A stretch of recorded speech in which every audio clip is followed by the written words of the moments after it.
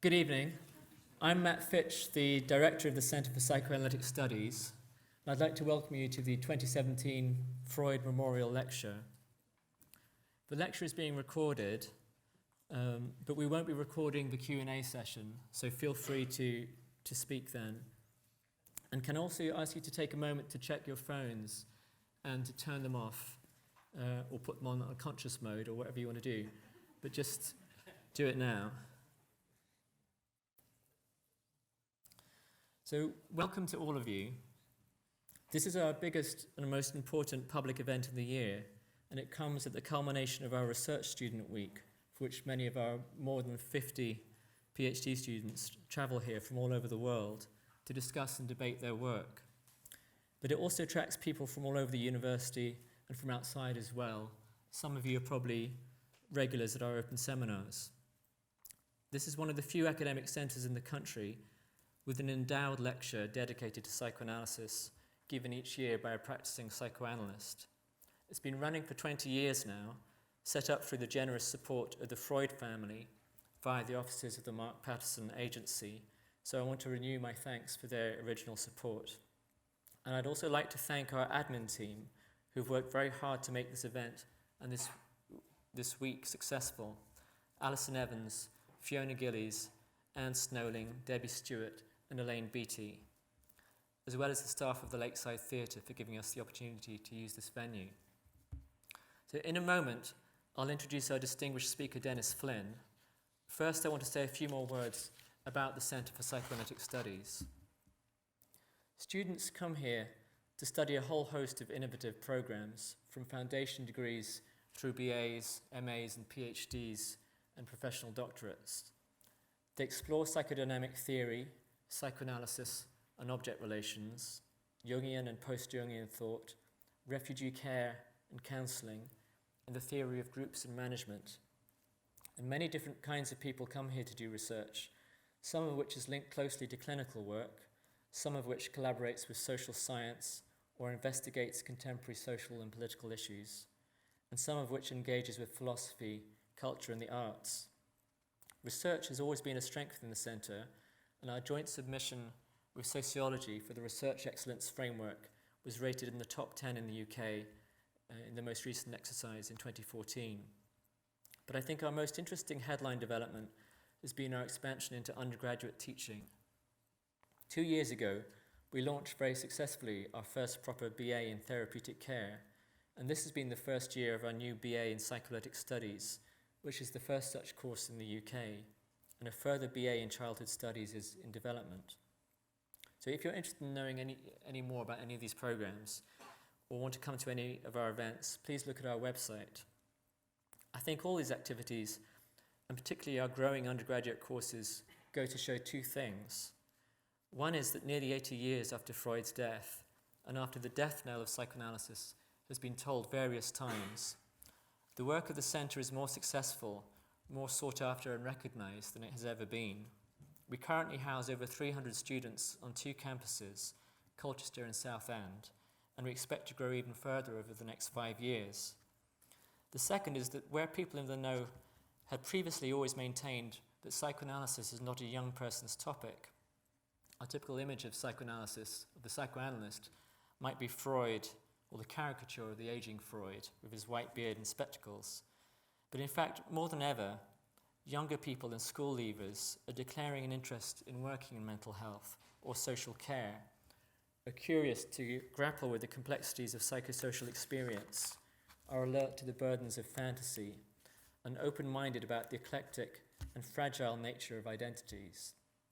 The point is that psychoanalysis and all the fields to which it is connected, such as psychosocial studies and psychotherapeutic studies, is very much alive and thriving within academia because it has continued to evolve. It continued to stay in very intimate dialogue with shifting fantasies, anxieties, and memories of people. And it has continued to face up to the challenge of everyday struggles and catastrophes and to try and understand our emotional responses to them. And that brings me to the subject of tonight's lecture.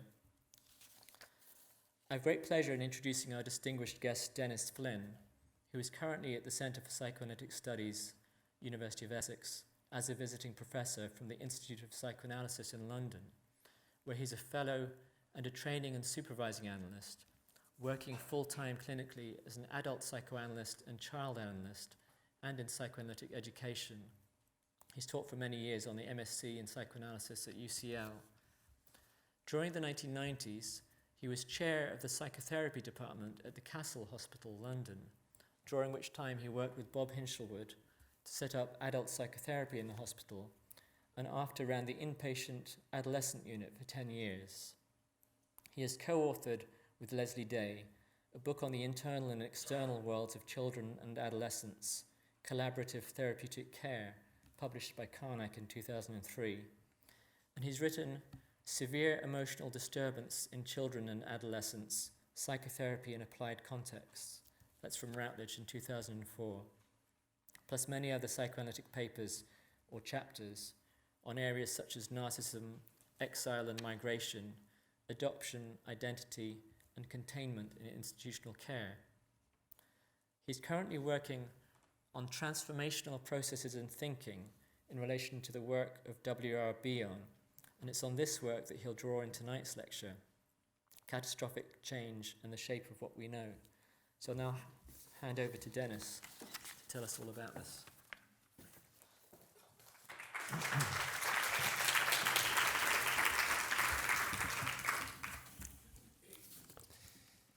Hello, good evening. I'd like to thank the University of Essex and the staff at the Centre for Psychoanalytic Studies for your invitation to give this year's annual Freud Memorial Lecture, and you, Matt, for your kind introduction. As a psychoanalyst who's mainly a clinician, this is an important opportunity for me to share my clinical observations and my thoughts and theoretical ideas with you within a university setting and in a lecture for the public. As I'm talking about a psychoanalytic view of catastrophic change, you may find resonances with change in different areas of knowledge and in institutional and social change. Psychoanalysis gives explanatory understandings of unconscious processes and describes how, as experience and painful emotion is faced, worked through, and altered, so too shifts in knowledge occur. In this lecture, I will look at changes in the shape of knowledge. That is, not just in its conceptual and metapsychological underpinning, but in its emotional shape and the sensuous feel, touch, and smell of what we know, as the uncertainty and painfulness of evolving experience is tolerated. And I shall describe how thinking may be transformed in this process. In describing this, I will examine the model of catastrophic change as outlined by the influential psychoanalyst Wilfred Bion. Catastrophic change is a model describing patterns that are disruptive, but which can be transformative, but also may be destructive. Existing structures of thinking and the emotional understanding that underpins them are felt to be inadequate. When faced with catastrophe and a sense of internal and external collapse, there is little or no capacity to think or act. But it may also be survived and lived through, stimulating further emotional change and new awareness. Now, our word catastrophe comes from the Greek katastrophe, meaning overturning or sudden turn, and its dictionary definition normally describes the change producing a final event or dramatic action, a conclusion, generally unhappy, an event producing a subversion of the order or system of things, and a sudden or violent change, such as in geology, such as an upheaval or a depression, or a sudden disaster. Catastrophe personally touches our lives and those around us, recently painfully through murderous attacks of terrorism in London and in Manchester, and periodically for each of us, through illness, loss, death, displacement, and natural disaster.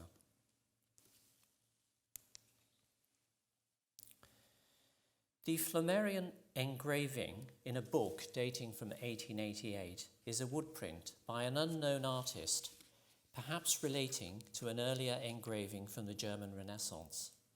It depicts a man. It depicts a man clothed in a long robe and carrying a staff, who kneels down and passes his head, shoulders, and right arm through a gap separating the earth from the star-studded sky. There he discovers a realm of circling clouds, fires, and suns beyond the heavens. Flammarion's caption, accompanying the print, describes a missionary of the Middle Ages who tells that he had found the point where the sky and the earth touch. It is suggestive, in seeing the cosmos beyond, of a process of coming to see, an outlook. It shows a contrast between the two realms at a point where observed and imagined realms meet, and it gives an indication too of powerful unknown forces to be experienced. It illustrates a central feature in knowledge, that what we think or know, we know or think in only an incomplete way. Thinking is not complete. It is continuous and unfolding, and not revealed all at once. Any state of knowing, as in Bion's thinking, is but an uncertain and perhaps obscure preconception for further knowledge. And I shall return to this below in terms of Bion's concepts of O, the evolving experience, and K, knowledge, or what we know at any point. The engraving is suggestive of one of Bion's descriptions of catastrophic change, on how the mystic or the genius comes to a radically new idea, what he termed the messianic idea, and then disseminates the idea to members of the group. Nietzsche wrote how the function of a society is to produce a genius who would create and transmit a new idea to the society to transform it. This may either fulfill expectations and enrich society, or go against expectations and disrupt the establishment, which resists the new idea by a rigid conservatism or adherence to an existing framework. The mystic's claim is either to transform or to destroy the establishment. To illustrate this, Bion uses a historico-narrative account of the Christian message in relation to Judaism and Jesus' claim from St. Matthew's Gospel, "Think not that I am come to destroy the law or the prophets. I am not come to destroy, but to fulfill." Now, the idea of knowledge, of the new or messianic idea for the group, is similar to individual knowledge, K, through developing unknown experience, O. And Bion's key idea is that catastrophic change occurs in an alteration of container contained, in the development of meaning, and centrally in how the mind is receptive to and able to transform an unknown or unconscious idea. He gives descriptions in female and male symbols, which he calls container, the female symbol, and contained, the male symbol. Bion took this idea of the conjoined elements container-contained from reading Carl Jung's 1925 paper, Marriage as a Psychological Relationship. Jung had used the term to describe the situation of one married partner possessing a more complex personality than the other, with what Jung called the less complicated partner feeling contained or encapsulated by the personality of the other. However, for Bion, the symbols do not designate sexual implications, but they designate a relationship between contained and container in the link, which may be commensal, symbiotic, or parasitic, and the relationship is established by the nature of the link. Now, I will discuss in the main catastrophic change in relation to these three types of link: commensal, parasitic, and symbiotic, terms which I shall explain as I go along. Transference theory from Freud and Klein described how meaning is interpreted within a cooperative project between analyst and patient. But Bion's theory of container-contained emphasizes much more how the process is emotionally dynamic and progressive through these stages of interchange. In Bion's early theories, the analyst as container is a container of bad projections. A bad part of the self is got rid of into another by excessive projection or evacuative projective identification, so the object or person becomes or contains the bad thing. His sense of what is bad or catastrophic no doubt has its origins in Bion's own early, deeply personal experiences. His isolation and separateness from key parental figures as a child, and particularly his experiences of war. As a tank commander in the First World War, now exactly almost 100 years ago. The tank, when Bion was 20 and fighting in the war, was a new and lethal weapon. He recounts in his war memoirs how it was as likely to blow itself up suddenly as to be blown up by the enemy. One could surmise the container for Bion was first an unreliable or highly dangerous container, a repository of negative transference. Bion describes other aspects of catastrophe in experiences in groups, dating from the Second World War. He found that within the group, just as in a war, individuals and the group as a whole could lose their capacity to function. Individuals were paralyzed by a numbing sense of reality. An interesting phrase, numbing sense of reality. They were cut off from accessing individual and internal meaning, and their experience became indistinguishable from the depersonalization that psychotic patients experience. And this led individuals and the group to experience catastrophe. And this catastrophic emotional situation then led to what he termed fight, flight, pairing, and dependency basic assumptions. That is, to near-psychotic defensive ways groups typically relate. Also, what one group experienced could spread with explosive violence to other groups or to the wider group.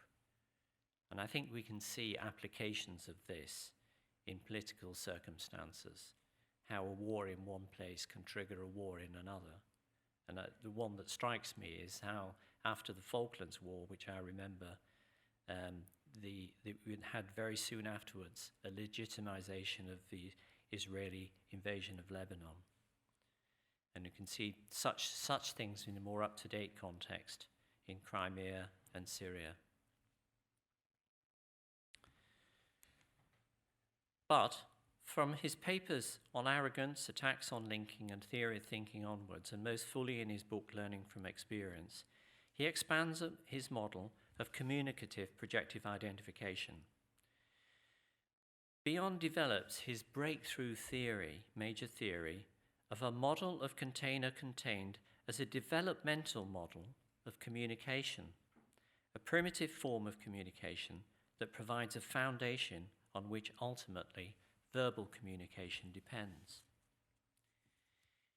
In his previously unpublished paper, The Conception of Man, Bion links his thoughts not just with Jung's, but also explicitly with Klein's theories of early fantasies in the infant, the basics of which later, when modified by the reality principle, become the infant or child's thoughts. He writes, "The model supposes the existence of a couple. I use it to represent an internal apparatus in the individual. What originally represented a relationship between mother and infant, or breast and infant, or breast and mouth, now represents these objects internalized. The representation of these internalized objects is used as a model for the mental mechanisms involved in thinking. The signs container and contained can be used to represent the internal apparatus by the sign container contained. So there's an important shift now from it being a negative to a positive communicative type of containment, and linked not just in an interpersonal way, but in an intrapsychic way as a foundation of thinking. So an abstract outline of Bion's model of container-contained is as follows. There is a model in Bion's terms describes a sort of concrete situation which is somehow abstracted but retains certain actual description. So it's like a description of an actual situation that could be typical of many such situations. There is an extremely early scene of pre-verbal communication between mother and infant. The infant is crying, demanding a feed.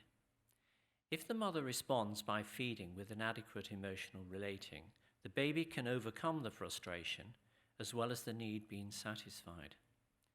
If mother either does not respond or responds only dutifully, without an adequate emotional response, then the infant may cry still more frantically, feeling the mother has not responded.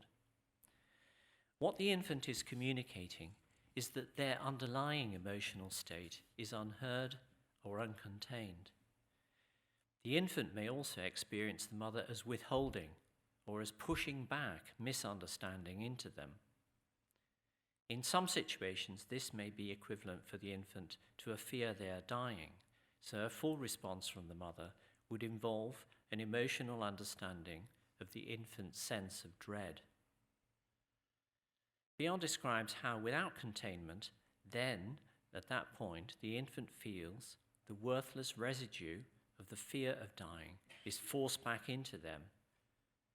So the infant who started with a fear of dying ends up in a worse state, with a sort of what he termed a nameless dread, which is a state where meaning and understand cannot occur, and a block exists in the capacity of the infant to respond further or recover.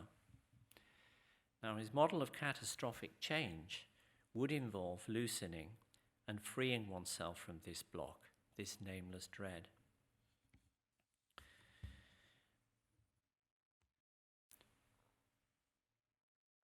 Now, although he explains it primarily in terms of this mother-child or mother-infant model, Bion discovered this mechanism of container-contained in his work with borderline adult patients, and then described it in developmental terms in the mother-infant model.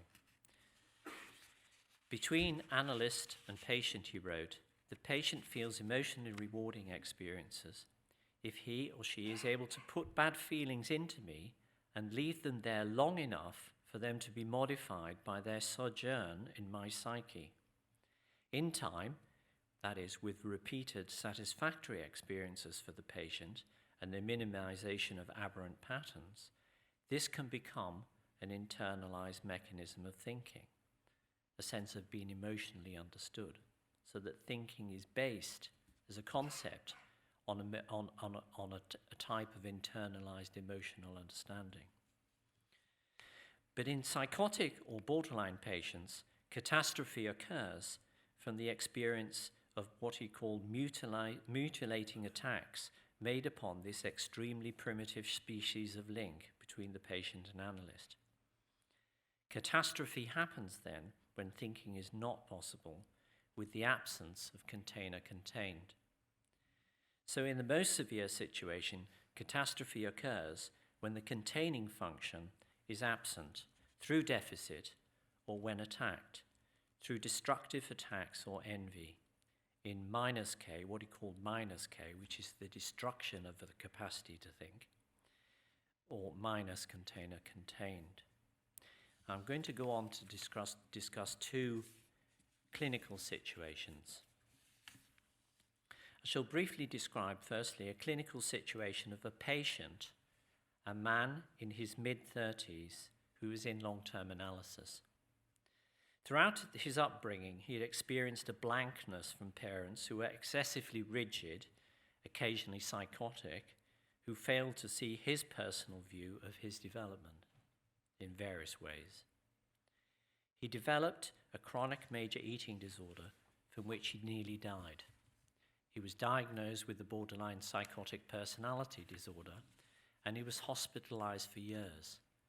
But now, after that, was managing to a degree in the community again. With several years of analysis with the same analyst, he'd begun to reconnect with people in relationships. And the background to the clinical material from a session that I present now is that he was just scraping together a living in projects he leads, working with others. But he was furious he could not get them to work with him in his way. I'm going to read you a short section from a session. The patient protests furiously. I'm out of sync at the moment. Things have been quite disrupted. I'm actually quite angry at a lot of stuff. A lot to do with what is going on work-wise. I'm angry about my circumstances. I'm having nightmares. I didn't realize I was dreaming at all. Then he starts a dream. In the dream, I lifted up the receiver of an old dialing phone, and I heard someone say the end of a word. I don't know what the word was. I looked up, and a woman began screaming in my face. It woke me up. I didn't feel I was fully awake, and I noticed there were people in the room, and he continued. There was no real narrative to the dream. The people in the room were standing in the corners. It freaked me out a bit because I was half awake. And his words were at first of all, broken up. And his phrases like ejected, expelled, what Bion called beta elements, unexplained, meaningless phrases. But his analyst acknowledged his anger, and he calms a little and begins to speak about one employee, a woman, who was being erratic and out of tune with him. Others were out of tune too. The analyst feels the patient is again perseverating. That is, repeating and acting old complaints. His words feel like weapons in a relentless action, so he's trapped in an overall state of mind where nothing is clearer. She eventually says, "The whole thing has become a catastrophe in your mind," then added, "I think you should be able to foresee problems before they arise, and that difficulties must not happen as they are catastrophes, and interfere with the belief that everything should run smoothly." The patient, after some time and other interventions, begins to settle emotionally, becoming calmer, then says, I can see that. Maybe I did have some idea in the back of my mind. She, that is the woman he claimed was out of tune, did have a good job before, and she's come back to town because her father had a heart attack, and she had to nurse him. That's the end of the session material. In this brief vignette, the patient experiences a failure of understanding between himself and others he works with. Underlying this, he indicates a failure of contact between himself and the analyst, so that there is no relationship of container and contained. In fact, there is the opposite, a kind of minus container-contained, and that is a repeated enactment, a getting rid of anything meaningful in his furious rages. He feels not only that he is not understood by either his fellow worker or his analyst, but that she, the worker or the analyst, becomes like a violent woman screaming in his face, as in his nightmare. This is splitting and projection, for he is the one most often who is violently screaming. Yet having located this in the woman, he feels this projection coming back at him in his dream, the screaming woman, and in his waking life, which now he feels is little different from his nightmare. He is filled with a nameless dread, a severe internal block in his capacity to think and work, with no relationship of container-contained, which in previous times had tipped him back into more deluded and quite psychotic ways of functioning. But it's when the analyst accepts using her alpha function, discriminating his unconscious dread, that he feels she is the screaming woman, sees the absence of container contained, and points out his then seeing difficulties as a catastrophe in his mind, that he is able to experience the re-establishment of a contact of container contained with an understanding analyst who has been able to make sense of his terrifying state of mind, to make sense of the catastrophe occupying or taking over his mind. So he had no mind. As his analyst contains and interprets this, he can recognize his own unconscious realization through what Bion came to later call dream work alpha, of her as the screaming woman, and think or differentiate she is something different, an understanding object. Something mutative has now happened in the session, and the patient again becomes linked to more normal emotional and cognitive functioning in this and subsequent sessions. This shift to being more emotionally in contact means he is moving away from psychotic beliefs and rigid obsessionality that was preventing his development. He's now in a position to be able to have a commensal container-container relationship, and that is one in which there can be a sharing of both feeling and thinking, commensal meaning sitting or eating together at the same table, mensa.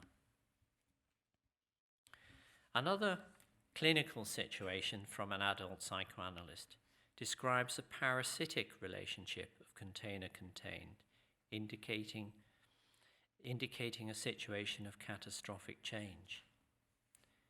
In a parasitic relationship, if one thinks, one object takes from the other object, and in the process, both objects become destroyed. So it's a mutually kind of destructive relationship, a parasitic relationship. Now this corresponds to Bion's third description of the model, where he says, the container extracts so much from the contained that the contained is left without substance. I'll repeat that.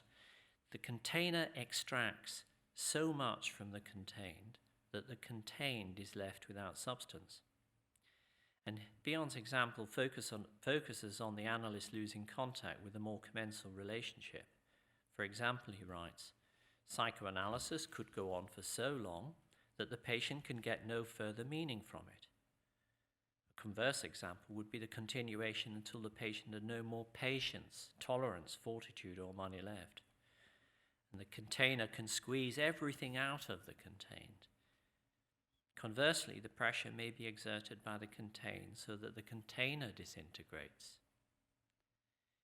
This is an alternative situation to one where the analyst puts too much pressure on the patient to contain an understanding. It's like interpreting and saying you've got to accept this into understanding, which the patient is unable to do. So the patient as a container disintegrates. Understanding is inappropriate at that point without an emotional connection. In effect, then, the patient feels they are being treated as a container of bad things or objects, and the meaning is lost. So now I'll describe a clinical situation. The patient is the eldest child of the family, and when age 5, a new baby was born with a genetic defect, who then becomes the focus of all the attention, concern, and considerable worry within the family. After constant care, numerous operations, this child then died age 4. Afterwards, mother couldn't bear her grief, nor was she able to mourn. She soon had another child to replace the lost child, and then idealized this child.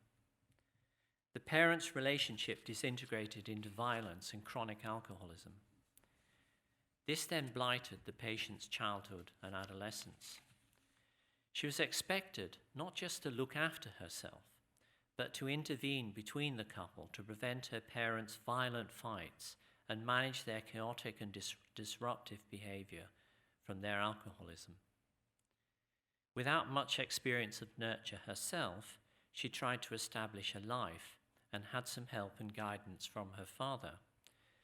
But when she went up to university, her father died suddenly. After this loss, she had in effect a protracted breakdown, affecting her early career adversely, and then developed major eating problems, self-destructiveness, and difficulty forming ongoing relationships with a partner. After many years of therapy, she had an analysis, and over time, with the lessening of her aggressive and self-destructive enactments, which really took the place of thinking and understanding, progress occurred, with her feeling heard and contained, finding more meaning and understanding. But with her progress, another pattern emerged, in that her need for understanding, and indeed more nature, became transformed into a wish to take as much as possible, without recovering and retaining something good in herself, to the point where individual understanding within herself, with the possibility of her developing her individuality and her resilience, was squeezed out. The pattern of container-contained was now parasitic, for she was taken from her analyst without retaining anything or giving anything back. This nullified there could be something good to give, which affected her progress in analysis and prevented her being able to move to develop a more continuous relationship with a partner.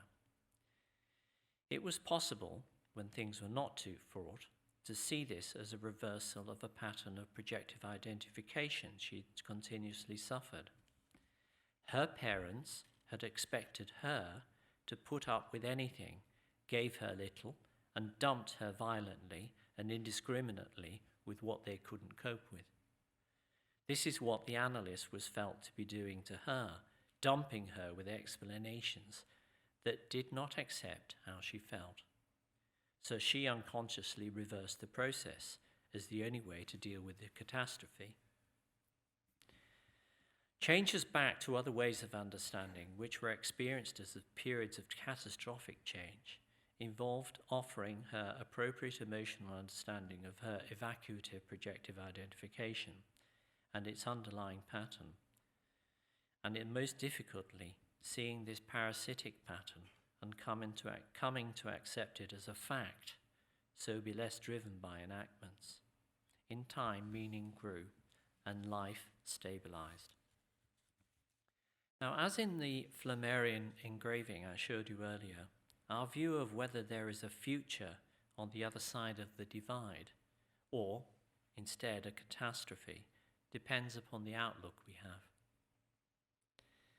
Freud, in Analysis Terminable and Interminable, near the end of his life, was pessimistic about analytic therapy, disposing of the conflict between ego and instinct in any permanent or definitive way, that is, in his structural model. So he was concerned, as the model of catastrophic changes, about the economic factor in his structural model. What makes a real and lasting difference? At best, Freud thought then that change was possible to the extent that the instinct could be tamed, making the ego more in harmony with and less dominated by the instinct, the instinct, which is normally translated drives, the German Trieb. Quoting Goethe, he says the witch of metapsychology is needed to give some further understanding of how more conscious knowledge comes from ongoing unconscious processes. The passage in Goethe's text, just after calling the witch in to help, is illuminating for Freud's deeper meaning here. Faust is frustrated in not getting the answer he wants to find the secret of youth and complete or endless knowledge. When Mephistopheles tells Faust the answer is he must live a hard-working life, live in the open air, digging trenches, cultivating the ground, eating plain food, and spreading the dung with your hands, such we could say is the process of psychoanalysis, Freud demands a quicker alternative, for Mephistopheles to make the witch's brew for him. That is, just give him the knowledge. Mephistopheles' reply to Faust is telling. This needs not arts and sciences alone. A time of patient brooding is required. A subtle sprite can watch the brew for long, but only time can make the ferment strong. From devil's teaching, true, the task proceeds, and yet the devil cannot undertake it. Quoting Goethe's Faust, Freud is no doubt alluding with irony that a psychoanalysis of the unconscious would be seen, as many have seen it, as the devil's teaching. And the analyst, as devil, cannot just ladle out knowledge from the witch's brew. Freud had quoted these Goethe's lines before in his first full analytic case history of Dora, when he initially outlined the concept of transference, in stating that the exacting demands which hysteria makes upon physician and investigator can only be met by the most sympathetic spirit of inquiry and not by an attitude of superiority and contempt.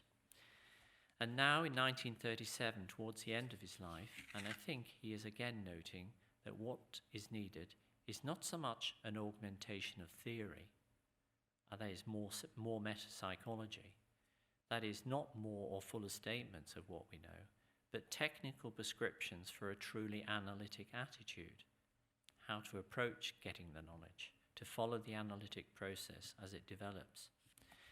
So as Mephistopheles' reply indicates, the witch's brew, which you could say is psychoanalytic understanding, needs time to ferment and requires the individual's patience, Geduld, while the process is underway, with both patient and analyst waiting and living through the experience in the analysis.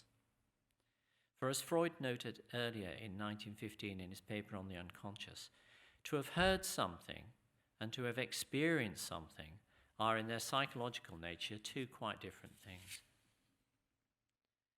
Now, Bion's concepts of O, K, and F, which I'll explain, augment his theory of container-contained. So I believe that Bion's model of catastrophic change expands Freud's ideas here and can be understood within the context of Bion's later metapsychology, that is, in intention interpretation and later, and especially his concepts of O, K, and F, which are designed to access and respond to the patient's unconscious. Basically, his theory is as follows. The experience in the analysis of both patient and analyst, and you could say anyone's experience, talking to another person or relating. The experience in the analysis then of both patient and analyst or analyst or between people more or less constantly evolves. O, he describes, is the present unknowable experience, the truth of the situation that cannot be known. At times it can be known and formulated as knowledge, but most importantly for catastrophic change, the imperative in analysis is to foster the evolution of O, the experience, to increase the patient's and the analyst's access to their unconscious experience. Bion discusses a range of technical prescriptions to access O, including centrally to eschew memory and desire, not get caught by previous ways of thinking and memories or wishes for the patient, even the wish to cure the patient. And that is to leave aside old feelings, perceptions, and understanding which is dynamically unconnected to the present experience in the analysis, and to foster the development of what he calls F, or what Bion called the act of faith, or faith in the development of the experience, which can lead to new unfolding of unknown experience in both analyst and patient, and then new understanding within the analytic process. And it's this idea of allowing an unfolding experiencing and waiting and seeing with some uncertainty that is crucial to the notion of catastrophic change, rather than launching in to an answer which may be a prefigured example. Bion wrote of how Freud spoke of blinding himself artificially to reduce or take out the influence of memories, desires, and previous perceptions, even prior or existing understanding, to see what is unknown and deal with the frustration of it, and so be open to a new awareness when it is formed in new realizations of experience. And this can come over in analysis or therapy if the patient says, well, it sounds like you've been reading a textbook. You're reciting, understandings that don't really fit me. This resonates with lines from Shakespeare's Sonnet 77, and it's surprising how much of psychoanalysis is prefigured in literature. Look what thy memory cannot contain. Commit to these waste blanks, and thou shalt find those children nursed, delivered from thy brain to take new acquaintance of thy mind.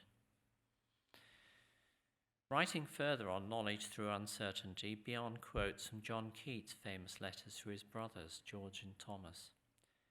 Several things dovetailed in my mind, and at once it struck me what quality went to form a man of achievement, especially in literature, in which Shakespeare possessed so enormously.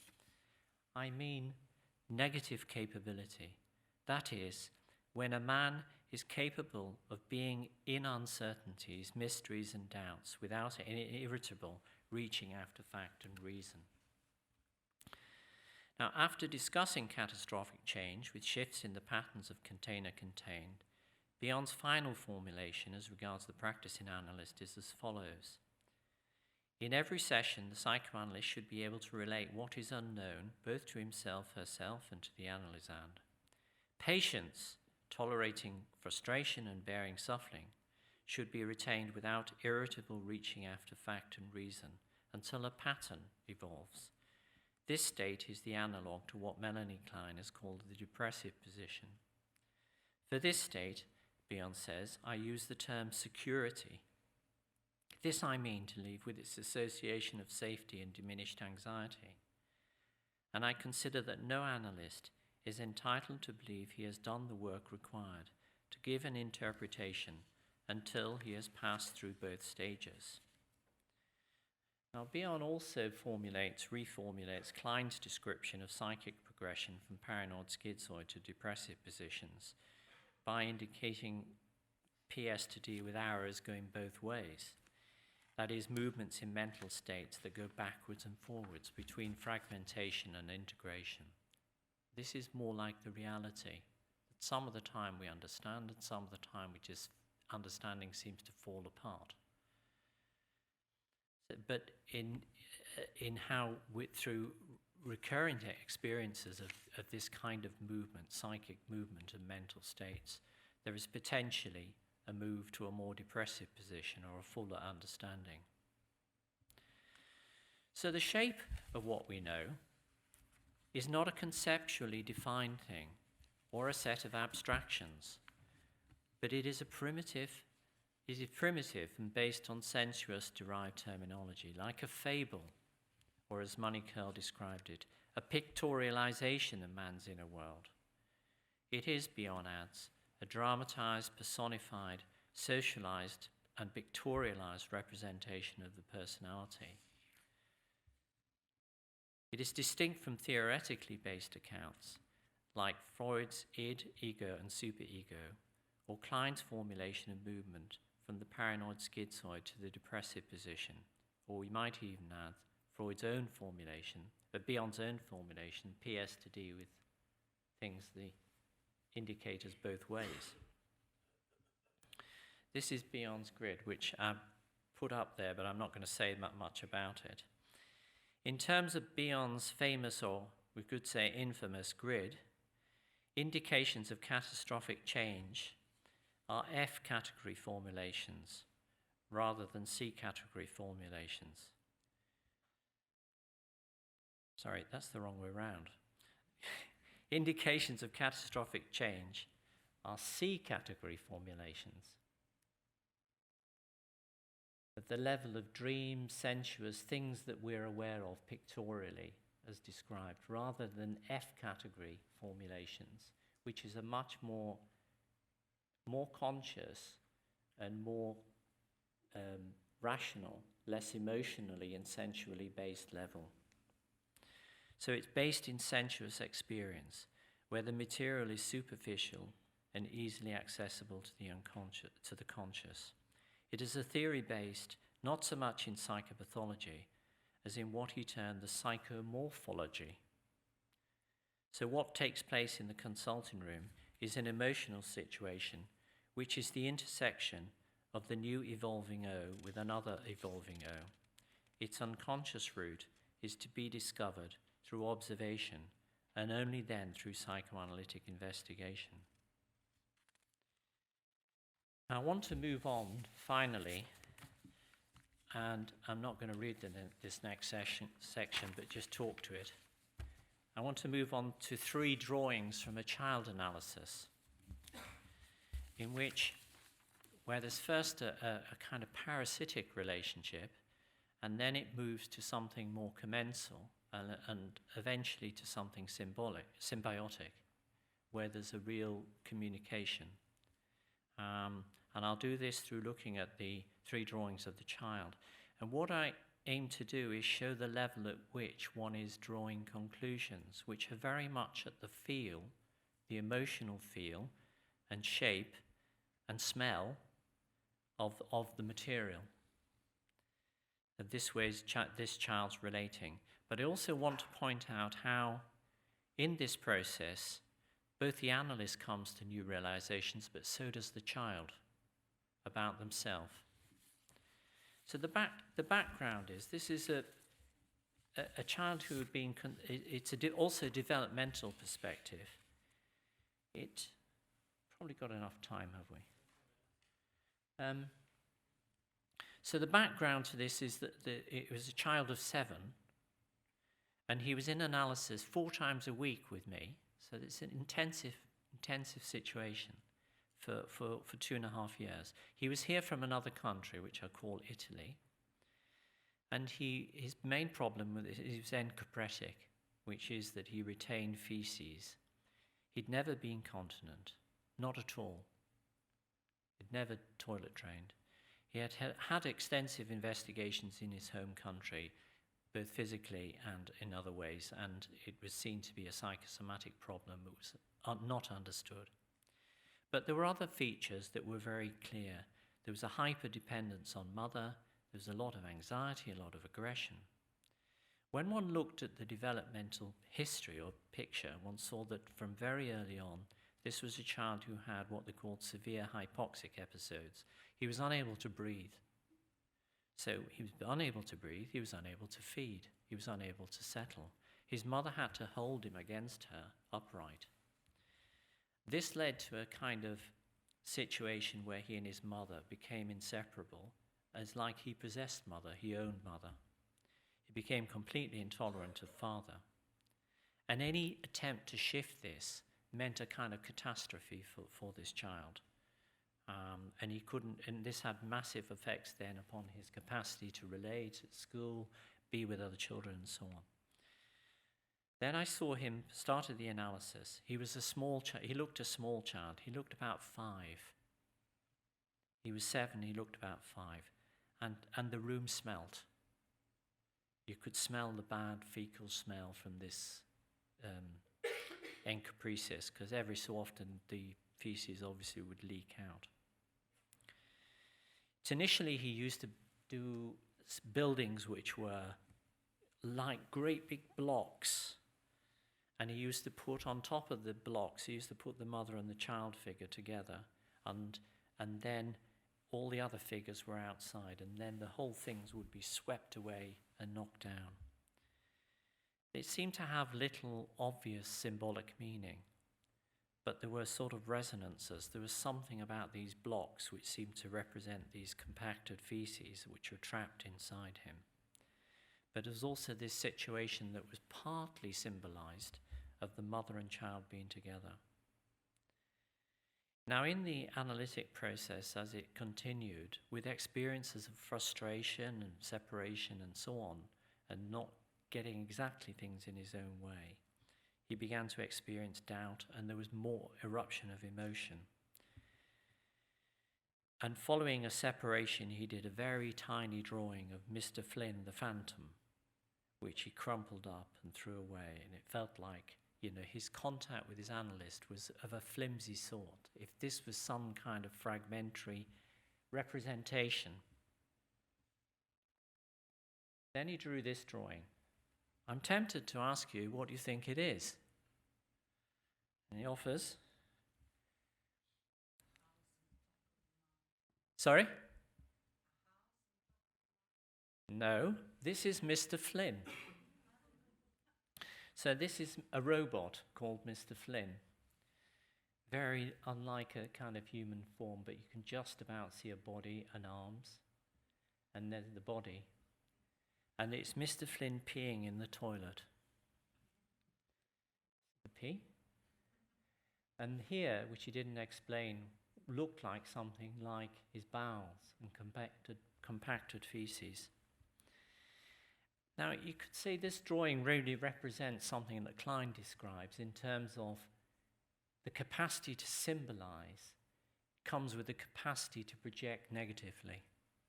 You know, that symbolization, the development of symbolization in the child develops with that capacity.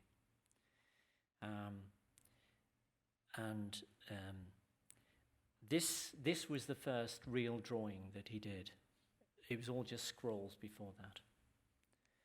And at the end of this period, this was several months into the analysis, just before the end of the last session, he jumped into my chair and he said, I am Mr. Flynn. Mr. Flynn is the king. I am the king. And I interpreted that he thought he was me, so he would be me. So he would be the king, like his mother, like his father with his mother.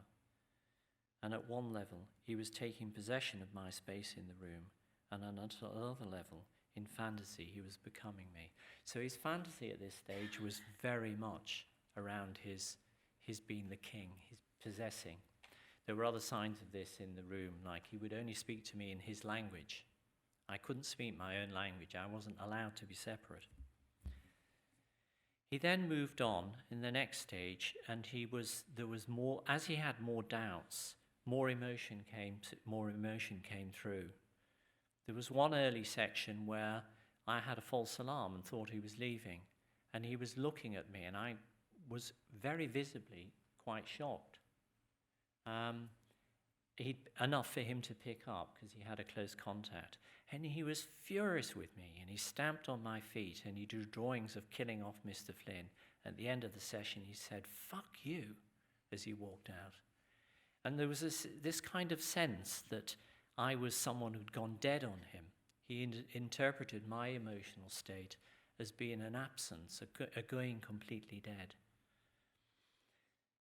Then he became preoccupied with fires and explosions, and he told me about the firemen who visited the school and broke in through the window to save a child. And then he did this drawing, which he didn't name.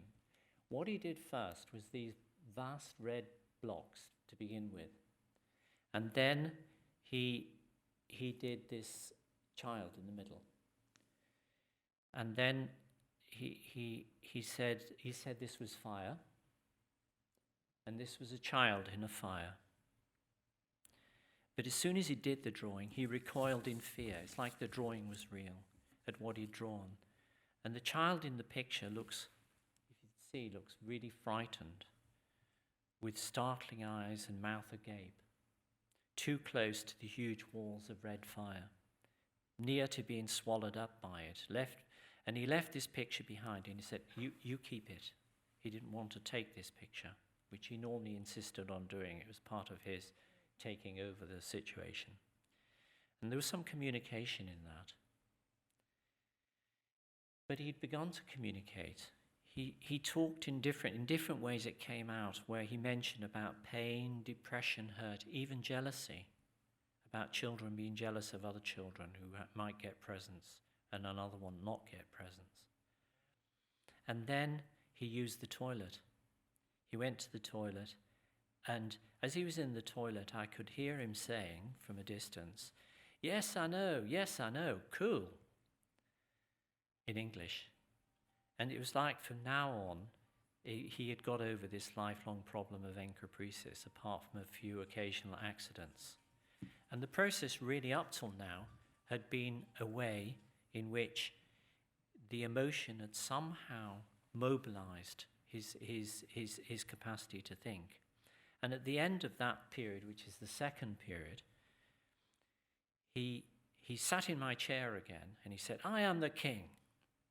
But then after the briefest pause, somewhat absent-mindedly and with a trace of dejection, he said, "Well, I ought to be the king." And this was a remarkable expression showing clear doubt and yet some acceptance of loss of his unique position, his possession of his mother, clear in his tone of voice too. He thought he was the king, but he knew he wasn't, and could only say, "Well, I ought to be, or should be king." And then there was another, in the third period I'm talking about, this is going up to 18 months. There was one small incident where, just as I've got this zapper, he was playing at something and his car had gone out of reach, and I think he asked me to give him the car. I picked up the car and was handing it to him, and he seemed to momentarily kind of lose the sense of what he was doing, and instead of picking up the car, he put out his hand to shake my hand, and which I thought was a very telling sort of spontaneous gesture, not in Winnicott's sense, but entirely, but a gesture in which he spontaneously seemed to sort of indicate here we were talking, thinking, working together, relating together. So there was much more communication, much more communicative projective identification. And then he moved on, oops, gone too far, to this picture, which was, he began telling me a story of a man who was a thief, and he was gasping and running out of control. He couldn't really explain it, so I suggested he drew it. And this was just before holiday. And he drew this picture, and it was a thief, which is this one, and two policemen with guns in their hands. And then later on, he was moving to say the policemen he was going to kill off the policemen, so he surrounded them with his fire. And he didn't say much, but he wanted to leave the picture and said, "It's for you." And this was a black robber. The picture of the black robber seemed in some way to be him. Now, I felt this drawing was something of a movement towards what I would call an internal conceptualization. There seemed to be something of what one would call a superego, an internal agency. And yet the whole picture represents a kind of context, an internalized context of thinking, still shown very much in images, pictorialized. And it shows the policeman, and the policeman apprehending the thief, although the thief does manage to get rid of the policeman. So there's a superego, although it's got rid of. So just to finish off,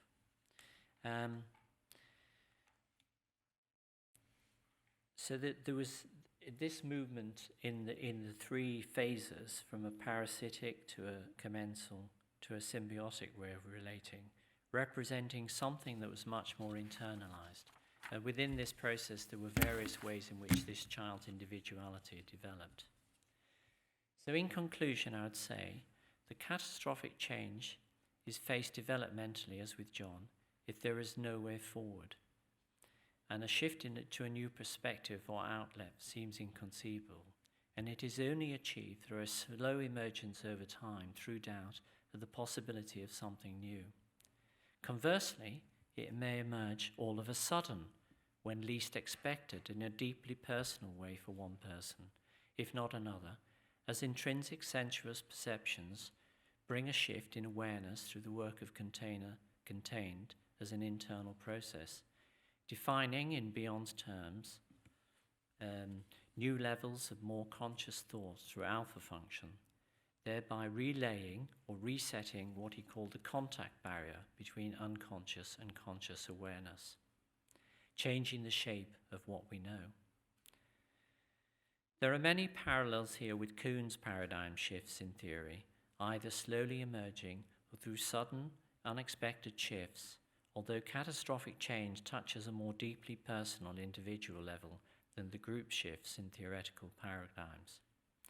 Bion sometimes seen himself as an errant genius or mystic, always one to make one puzzle and question, to contradict you and himself and make you do your own thinking, sums this up in a typical paradoxical style. And he says, time has often been regarded as being of the essence of psychoanalysis, but in the growth process it has no part.